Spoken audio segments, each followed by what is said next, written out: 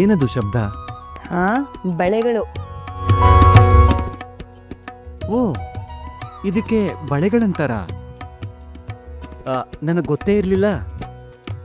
ಓ, ನೀನು ಹೇಳಿದ್ಮೇಲೆ ಗೊತ್ತಾಯ್ತು. ಈಗ ಯಾಕೆ? ನನ್ನ ಮನಸ್ಸಿನಲ್ಲಿರೋ ದೇವರು ಕೇಳಿದ್ದಕ್ಕೆ. ಓ, ಏನ್ ಕೇಳ್ದ ಕಳ್ಳ? ನಾನು ಆಗ್ಲೇ 2 ಕೈಗಳಿಂದ ಕಣ್ಣು ಮುಚ್ಕೊಂಡಿದ್ನಲ್ಲ, ಆಗ ಅವರಿಗೆ ಏನೋ ಆಸೆ ಆಯ್ತಂತೆ.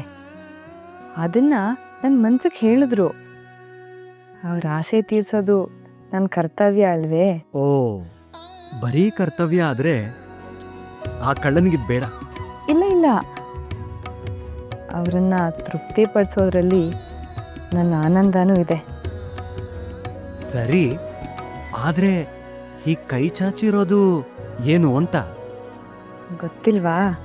ಹ್ಮ್ ಅವರು ನನ್ನ ಬಳೆ ತೊಟ್ಟ ಕೈಗಳನ್ನ ನೋಡಿ ನೋಡಿ, ಅದೇನು ಅಂತ ಪೂರ್ತಿ ಹೇಳು. ಇಲ್ದೇ ಹೋದ್ರೆ ನಿನ್ನ ಮನದಾಳದ ಕಳ್ಳನಿಗೆ ಅರ್ಥ ಆಗಲ್ಲ. ಅದು ಬಳೆ ತೊಟ್ಟ ಕೈಗಳನ್ನ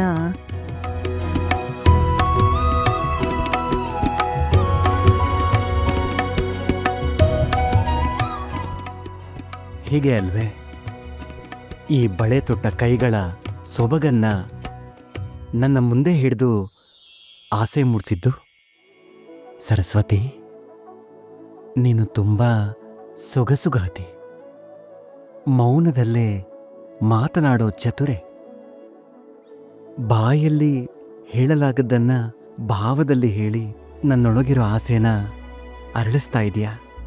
ನನ್ನ ದೇವರಿಗೆ ಆಸೆ ಆಗಿದ್ದು ಇದೇ ಅಲ್ವೇ? ಅವ್ರ ಆಸೆಯನ್ನ ಸ್ವಲ್ಪ ತಡವಾಗಿ ತೀರಿಸಿದ್ದೀನಿ. ಆಸೆಯನ್ನ ತೀರಿಲ್ಲ ಸರಸ್ವತಿ, ಈಗ ಆರಂಭ ಆಗಿದೆ. ನಿನ್ನ ನೋಟ, ನಿನ್ನ ಸ್ಪರ್ಶ, ನಿನ್ನ ಮೆಲುನುಡಿಗಳ ಜ್ವಾಲೆಗೆ ನನ್ನ ಮನಸ್ಸು ಕಾದ ಕೆಂಡ ಆಗಿದೆ. ಹಾಗೆಲ್ಲ ಏನೂ ಇಲ್ಲ. ನನ್ನ ಹೃದಯೇಶ್ವರ ತಣ್ಣನೆಯ ಮೂರ್ತಿ. ಹಾ, ಹಾಗಾದ್ರೆ ನನ್ನ ಕೆಲಸ ಇಲ್ಲ, ಎಲ್ಲ ಆ ಕಳ್ಳಂದೇ ದರ್ಬಾರು. ನಾನಿನ್ ಹೊರಡ್ತೀನಿ. ಏನಂದ್ರೆ ಏನೀ ಹುಚ್ಚಾಟ ನಿಮ್ದು? ಹುಚ್ಚಾಟ ಅಲ್ಲ, ಚೆಲ್ಲಾಟ. ಇಷ್ಟಕ್ಕೂ ಶೃಂಗಾರದಲ್ಲಿ ಹುಚ್ಚಾಟಗಳಿರಬೇಕು. ಹುಚ್ಚಾಟಗಳು ಶೃಂಗಾರದ ಒಂದು ಭಾಗವೇ. ಅದೇ ರೀತಿ ವಿರಹ ಕೂಡ. ಅದೊಂದು ಮಾತ್ರ ಬೇಡ ಅಂದರೆ, ನಿಮ್ಮನ್ನ ಬಿಟ್ಟು ವಿರಹದ ಬೆಂಕಿಯಲ್ಲಿ ಬೇಯೋದಕ್ಕೆ ನನ್ನಿಂದ ಸಾಧ್ಯ ಇಲ್ಲ.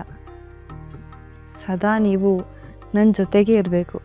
ನನ್ನ ದೇಹದಲ್ಲಿ ಕೊನೆ ಉಸಿರಿರೋವರೆಗೂ ಈ ನಿಮ್ಮ ತೋಳು ನನ್ನ ತಲೆದಿಂಬಾಗಿರಬೇಕು. ಕನ್ಸು ಮನಸ್ಸಿನಲ್ಲೂ ನಿಮ್ಮಿಂದ ದೂರ ಇರೋ ಶಕ್ತಿ ನನಗಿಲ್ಲ.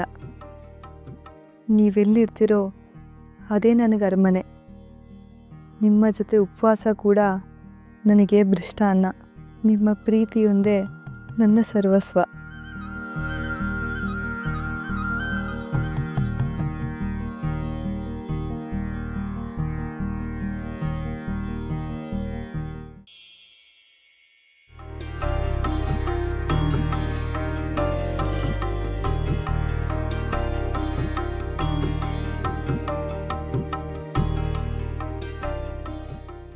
ಯಾಕೆ ಸೀತಕ್ಕ ಇಷ್ಟೊತ್ತಲ್ಲಿ ಎದ್ದು ಕೂತಿದ್ದೀರಿ? ಯಾಕೋ ಕಣ್ಣಿಗೆ ನಿದ್ದೆನೇ ಇಲ್ಲ ಕಣೆ. ಯಾಕೆ ಮೈಗೆ ಹುಷಾರಿಲ್ವಾ? ಮೈಗೇನಿಲ್ಲವೆ, ಮನಸ್ಸೇ ಸರಿಯಿಲ್ಲ. ಯಾಕೆ ಸೀತಕ್ಕ? ನಂದು ಬಿಡು. ಮುಂದೆ ನೀನು ಹೇಗೆ ಗುರುಗಳು ಇಬ್ರು ಬೇರೆ ಬೇರೆ ಇರಿ ಅಂತ ಏನೋ ಹೇಳಿಬಿಟ್ರು, ನೀನು ಯಾರ ಜೊತೆಗಿರ್ತೀಯ? ಇಲ್ಲ ಸೀತಕ್ಕ, ನಾನು ಮಾತ್ರ ಅಲ್ಲ, ನೀವು, ಮಾಧವಣ್ಣ, ಮಕ್ಕಳು, ಸೊಸೆಂದ್ರು ಎಲ್ಲರೂ ಹೀಗೆ ಒಂದೇ ಮನೆಯಲ್ಲಿ ಒಟ್ಟಿಗೆ ಇರ್ತೀವಿ. ಅವ್ರು ಬೇರೆ ಆಗೋದಕ್ಕೆ ಖಂಡಿತ ನಾನು ಬಿಡೋದಿಲ್ಲ. ಗೋಪಿ ಹೇಳಿರೋದು ವಿಜಯೇಂದ್ರ ಗುರುಗಳು. ಅವರು ಸುಮ್ಮನೆ ಏನನ್ನು ಹೇಳಲ್ಲಮ್ಮ. ಅವ್ರು ಹೇಳಿದ ಮೇಲೆ ಅದು ನಡೆದೇ ನಡೆಯುತ್ತೆ ಅಂತ ನಿನಗೂ ಗೊತ್ತಲ್ವೇ? ಅವರು ದೊಡ್ಡವರು ಸೀತಕ್ಕ, ನಮ್ಮ ಪಾಲಿಗೆ ಸಾಕ್ಷಾತ್ ದೇವರು. ಭಕ್ತರು ಬೇಡ್ಕೊಂಡಾಗ ಅವರ ನಿರ್ಧಾರಗಳನ್ನು ಬದಲಾಯಿಸಿದ್ದು ಉದಾಹರಣೆಗಳು ಬೇಕಾದಷ್ಟಿದೆ. ನಾನು ನಾಳೆನೇ ಮಠಕ್ಕೆ ಹೋಗ್ತೀನಿ. ಗುರುಗಳ ಕಾಲಿಗೆ ಬಿದ್ದಾದರೂ ಬೇಡ್ಕೋತೀನಿ, ನನ್ನ ಮಕ್ಕಳನ್ನ ಬೇರೆ ಮಾಡಬೇಡಿ ಅಂತ. ಹೆತ್ತು ಕರಳಿನ ಮೊರೆ ಅವರ ಹೃದಯಕ್ಕೆ ತಟ್ಟುತ್ತೆ ಅನ್ನೋ ನಂಬಿಕೆ ನನಗಿದೆ. ನೀವು ನಿಶ್ಚಿಂತೆಯಿಂದ ಮಲ್ಕೊಳ್ಳಿ ಸೀತಕ್ಕ.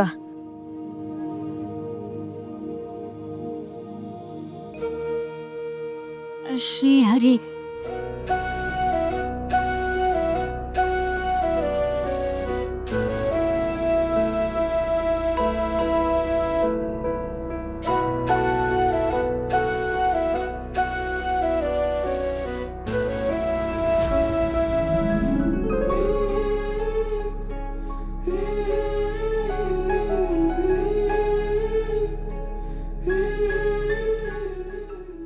ನಿಮ್ಮನ್ನೇ ಕೇಳ್ತಿರೋದು. ಏನಿವತ್ತು ಇದ್ದಕ್ಕಿದ್ದಾಗೆ ದೇವಸ್ಥಾನಕ್ಕೆ ಕರ್ಕೊಂಬಂದ್ರಿ?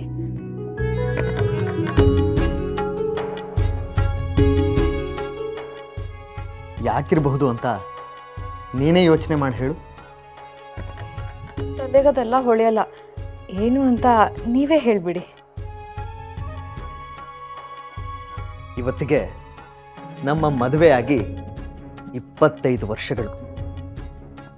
ಹೌದೇ? ಹೌದು ಗೋಪಿ, ನಾನು ವೀಣೆ ಇಟ್ಟಿದ್ದು, ನೀನದ್ರ ಮೇಲಿದ್ದ ಧೂಳನ್ನು ಒರೆಸಿದ್ದು, ಆಮೇಲೆ ನನ್ನ ಛೇಡಿಸಿದ್ದು, ನಾನೇ ತಿಮ್ಮಣ್ಣ ಭಟ್ಟ ಅಂತ ಗೊತ್ತಾದಾಗ ನೀನು ಪೇಚಾಡಿಕೊಂಡು ಕ್ಷಮೆ ಕೇಳಿತು. ಎಲ್ಲ ನನ್ನ ಕಣ್ಣುಗಳಲ್ಲಿ ಈಗಲೂ ಹಾಗೆ ಅಚ್ಚೊತ್ತಿದೆ. ನನ್ನ ಜೀವನದಲ್ಲಿ ಮರೆಯಲಾಗದ ಕ್ಷಣ ಅದು. ಈ ನೆಪದಲ್ಲಾದರೂ ಎರಡೆರಡು ದೇವರನ್ನ ನೋಡೋ ಆಸೆ ಆಯಿತು. ಎರಡೆರಡು ದೇವ್ರಾ? ಒಂದು ವಾಯುದೇವರು, ಇನ್ನೊಂದು ಪತ್ನಿ ದೇವರು. ಛೇ, ಬಿಡ್ತು ಅನ್ನಿ. ನಾನೆಂಥ ದೇವರು? ಪತಿಯೇ ಪ್ರತ್ಯಕ್ಷ ದೈವ, ನೀವು ನನ್ನ ದೇವರು. ಅದು ಉತ್ಪ್ರೇಕ್ಷೆಯ ಮಾತು ಗೋಪಿ. ಗಂಡು ಯಾವತ್ತೂ ಹೆಣ್ಣಿನ ಅವಲಂಬಿ. ಹೆಣ್ಣಿನ ಮಾನಸಿಕ ಆಸರೆ ಇಲ್ಲದೆ ಗಂಡು ಬದುಕೋಕೆ ಆಗಲ್ಲ. ಅದಕ್ಕೆ ಆ ದೇವರು ತಾಯಿಯನ್ನು ಸೃಷ್ಟಿ ಮಾಡ್ದ.